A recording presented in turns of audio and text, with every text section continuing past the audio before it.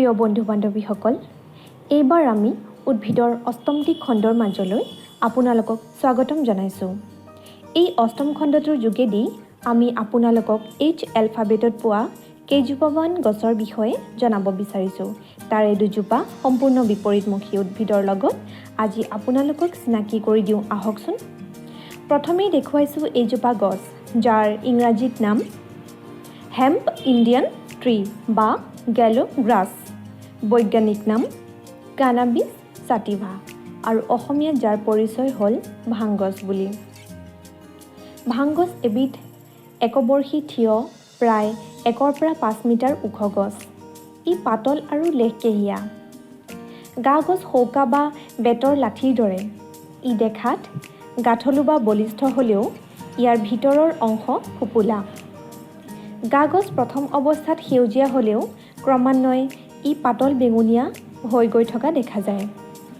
ইয়াৰ ডাল পৰিণত হোৱাৰ সময় 3-4 মাহ।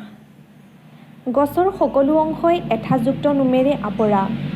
ইয়াৰ গুটি বগা আৰু থোপাথোপে লাগে।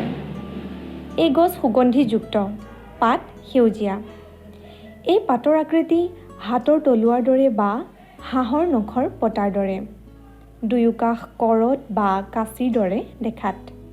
শিৰলা-শিৰলি পাতযুক্ত এইবিধ দক্ষিণ এছিয়াৰ সৰ্বত্ৰ উপলব্ধ। ইয়াৰ শিপা 45 পৰা 90 চেণ্টিমিটাৰ গভীৰলৈ গৈ বহলি যায়। ই মিহি আৰু আঁহযুক্ত। এই ভাংগছ সাধাৰণতে নিচাযুক্ত দ্ৰব্য প্ৰস্তুত কৰা এবিধ সপুষ্পক উদ্ভিদ। এই উদ্ভিদৰ পৰা তৈয়াৰ কৰা হয় এবিধ নিচাযুক্ত দ্ৰব্য, যাক কোৱা হয় মাৰিজুৱানা। আজিকালি যুৱচামৰ মাজত গুটকাৰ দৰে প্ৰিয় এই মাৰিজুৱানা। দুখীয়াৰ পৰা ধনীলৈকে, ডেকাৰ পৰা বৃদ্ধলৈকে সকলোৱে ভাং খায় যদিও শেষত গৈ বদনাম হয় ভোলানাথ শিৱৰ। পাৰ্বতীয়েও শিৱক কম ককৰ্থনা কৰিছিলনে? বোলো আনক ধন ধাৰে দিলে সুদে মূলে পায়, ভঙুৱাক ধাৰে দিলে সমূলি হেৰায়। ভাৰতীয় হিন্দু ধৰ্মত শিৱ ভক্তসকলৰ মতে ভাঙক ভগৱানৰ প্ৰসাদ হিচাপে বহু হেজাৰ বছৰ প্ৰাচীন কালৰে পৰা গ্ৰহণ কৰি অহা হৈছে। তাহানিৰ এই পৰম্পৰা ৰক্ষাৰ স্বাৰ্থতে শিৱৰাত্ৰিৰ দিনা ঘোটা চিলিম, লাৰু পায়স, চাহ চৰ্বত, ভাংগছৰ পাত ভাজি আদি যাৰ যি মন যায় ইচ্ছামতে খোৱা দেখা যায়। কয় বোলে খেনুৱে সুগন্ধি বিচাৰি লয় ফুলৰ পাহে পাহে, আকৌ খেনুৱে নিচাৰ তৃপ্তি বিচাৰি লয় ভাঙৰ পাতে পাতে। এইদৰে দেখা যায় হাজাৰ উচ্ছৃংখল মনৰ প্ৰতিফলন এই শিৱৰাত্ৰিৰ মহাদিনটোতে। আয়ুৰ্বেদ শাস্ত্ৰমতে ভাং এবিধ উৎকৃষ্ট বনৌষধি। সেয়েহে ইয়াৰ উপকাৰিতাৰ কথাবোৰ আমি এবাৰ জানিবলৈ চেষ্টা কৰোঁ আহকচোন। কিন্তু দৰ্শকসকল, এই ভাঙৰ উপকাৰিতাৰ কথা ক'বলৈ গৈহে দেখোন থমকি ৰ'ব লগা হৈছে। কাৰণ ভাঙৰ উপকাৰিতা যিমান, তাতকৈ অধিক অপকাৰিতাৰ কথা জানিহে আচৰিত হ'বলগীয়া হয়। তথাপিতো ইয়াৰ 3টা উপকাৰৰ কথাই আজি কওঁ। 1 নম্বৰ, ভাং খালে পুৰণি গ্ৰহণী ৰোগ ভাল হয়। 2 নম্বৰ, ভাং খালে মাংসপেশীৰ বিষৰ উপশম হয়। ইয়াৰ গুটিৰ পৰা উলিওৱা তেল বিষনাশক।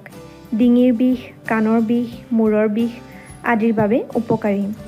মহাদেৱ শিৱই সমুদ্ৰ মন্থনৰ সময়ত হলাহল বিষ পান কৰি নীলকণ্ঠ হোৱাত দেৱতাসকলে তেওঁৰ এই বিষৰ উপশম ঘটোৱাবলৈ ভাংপাত খুৱাইছিল। সেয়েহে শিৱৰাত্ৰিৰ দিনা মহাদেৱক ভাং অৰ্পণ কৰাটো ভক্তসকলৰ এটা পৰম্পৰা হৈ ৰ'ল। এতিয়া আহোঁ ইয়াৰ অপকাৰিতাৰ কথালৈ। ভগৱান শিৱৰ প্ৰসাদ বা অন্য যি ধৰণেই নাখাওক, ইয়াৰ সেৱনত উপকাৰতকৈ অপকাৰহে বেছি। অপ্ৰয়োজনত বা মাত্ৰাধিক জীৱনদায়ী ঔষধ সেৱন বিষ হৈ পৰাৰ নিচিনা অভ্যাসগত বা মাত্ৰাধিক ভাং বা ভাঙেৰে প্ৰস্তুত কৰা সামগ্ৰী খোৱাৰ ফল বিষতুল্য হ'ব পাৰে। শীতল নিচাযুক্ত যদিও ভাঙৰ নিচাই অধিক সময়লৈকে মগজুৰ কোষত যথেষ্ট আঘাত কৰে, যাৰ ফলত অধিক হহাকন্দা, ভুল সিদ্ধান্ত কৰা, চকু মেলি শোৱা, ওপৰলৈ যোৱা বা হঠাৎ তললৈ সৰি পৰাৰ অনুভৱ হোৱা আদি বিকৃতি ঘটে। ই মস্তিষ্কৰ বিপদ ঘটাব পৰা মাদক দ্ৰব্য। ছাত্ৰ-ছাত্ৰীসকলে কেতিয়াও ভাং সেৱন কৰা উচিত নহয়।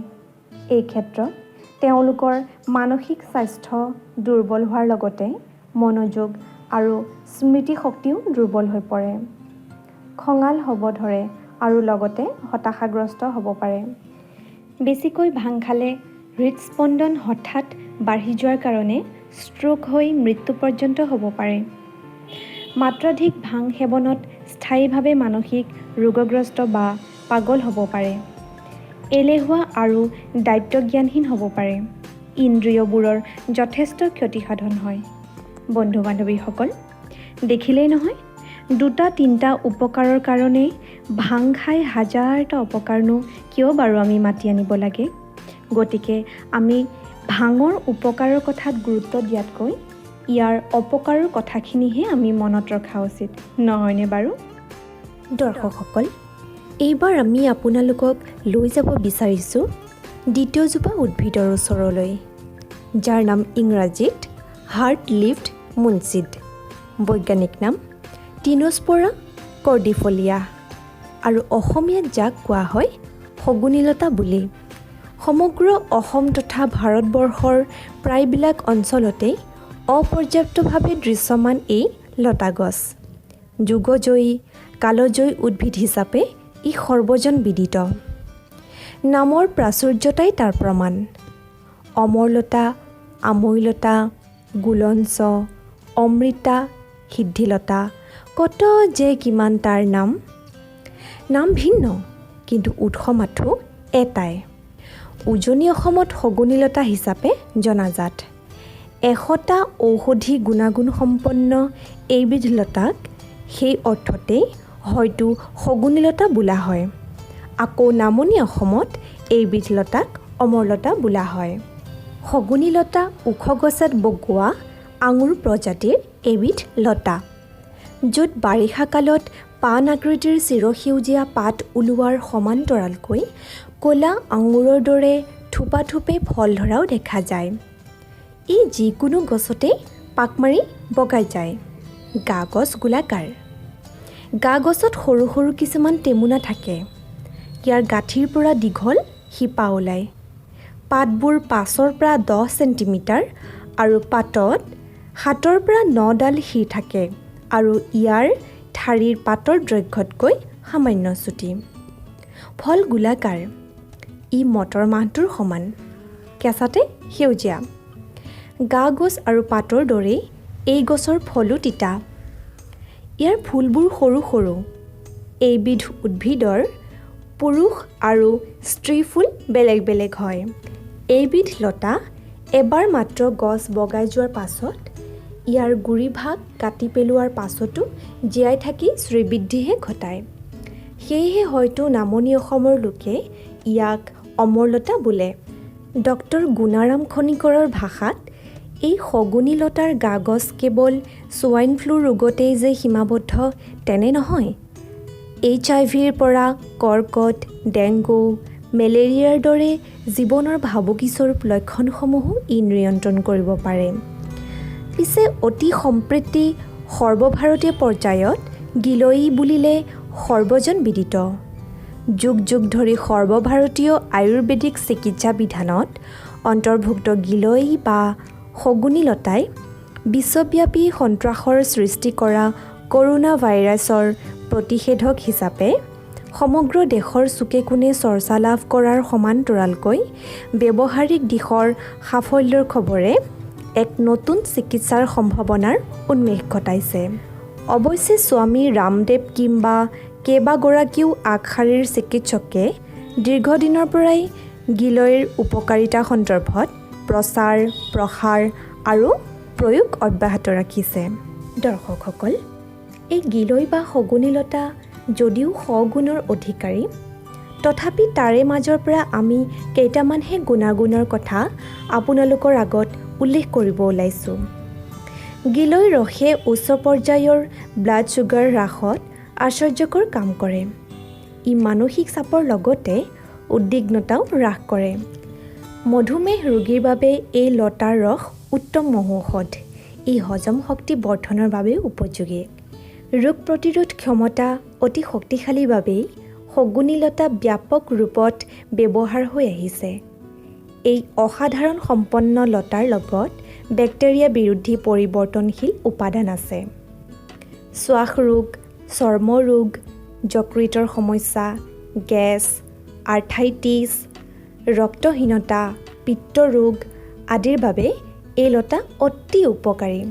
তদুপৰি অনুচক্ৰিকা বা প্লেটলেট, হাড়ৰ ৰোগ, বাত বিষ, ওজন বৃদ্ধি, মুখ শুকাই যোৱা, ঘাম ওলোৱা বিভিন্ন ৰোগৰ বাবে এই শগুনী লতা অতি উপকাৰী। নিয়মীয়াকৈ এই লতাৰ কেঁচা ৰস পুৱা গধূলি সেৱন কৰিলে বহু উপকাৰ পোৱা যায়। ৰামদেৱৰ মতে গিলৈ সেৱনে 100 বছৰলৈ ৰোগমুক্ত কৰিব পাৰে। একোজন লোকক এই অভ্যাসৰ ফলত অতিৰিক্ত শকত আৰু মেদযুক্ত লোকো হ'ব পাৰে সুস্বাস্থ্যৰ অধিকাৰী। তেওঁ 90% ঔষধত গিলৈৰ মিশ্ৰণ ঘটোৱা কাৰ্যয়ো গিলৈৰ গুৰুত্বকে প্ৰতিফলিত কৰিছে। দৰ্শকসকল, চাওঁতে চাওঁতে আমাৰ সময় শেষ হৈ আহিল। অহা খণ্ডত পুনৰ লগ পাম এটি নতুন ভিডিঅ'ৰ সৈতে। আজিৰ ভিডিঅ'টো যদি চাই ভাল পালে তেন্তে লাইক, কমেণ্ট আৰু শ্বেয়াৰ কৰিব। লগতে চেনেলটো ছাবস্ক্ৰাইব কৰিবলৈ নাপাহৰিব। আজিলৈ আহিছোঁ, ধন্যবাদ।